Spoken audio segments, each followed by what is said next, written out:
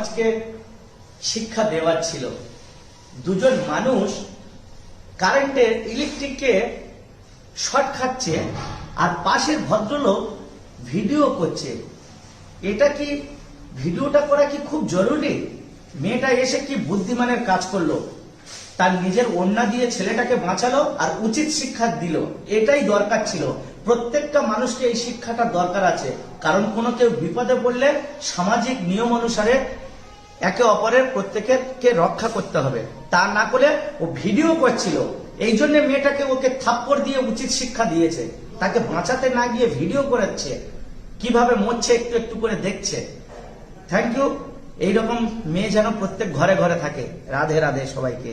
Hare Krishna.